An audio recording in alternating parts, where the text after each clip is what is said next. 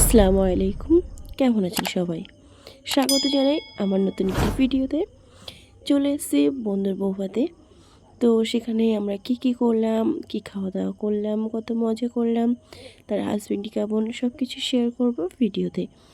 তো বৌভাত বাড়িতে এসে ১ম যে কাজটি থেকে সেটা হচ্ছে ফুচকা খাওয়ার। তো ফুচকা খাওয়ার মজাটাই আলাদা। আর যদি হয় সেটা ফ্রিতে, আমি আর আমার বেস্টি বেশ মজা করে ফুচকা খেলাম কয়েকটা।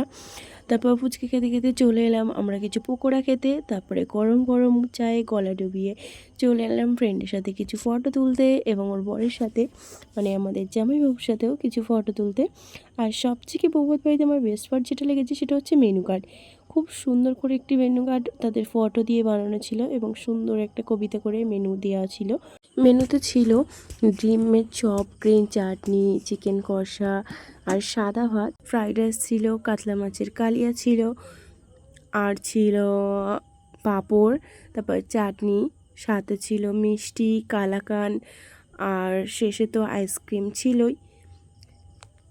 খাবারটা খুব ভালো ছিল, এত সুন্দর খাবার, মজাদার। কিন্তু আমার বেস্টি খেতে পারেনি কারণ ও ছিল নিরামিষ, আর ওখানে নিরামিষের একদমই অপশান ছিল না, যার জন্য ওর খাওয়া হয়নি।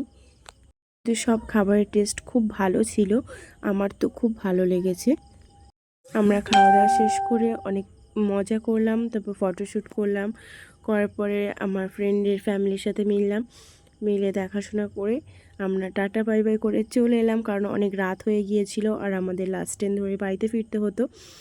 সেই জন্য টোটো ধরে আমরা তাড়াতাড়ি প্ল্যাটফর্মে চলে এসেছি। আর একদম ট্রেনটা পুরো ফাঁকা ছিল, কামরাতে মাত্র 4-5 জন ছিল, বেশ ভয়ও লাগছিল।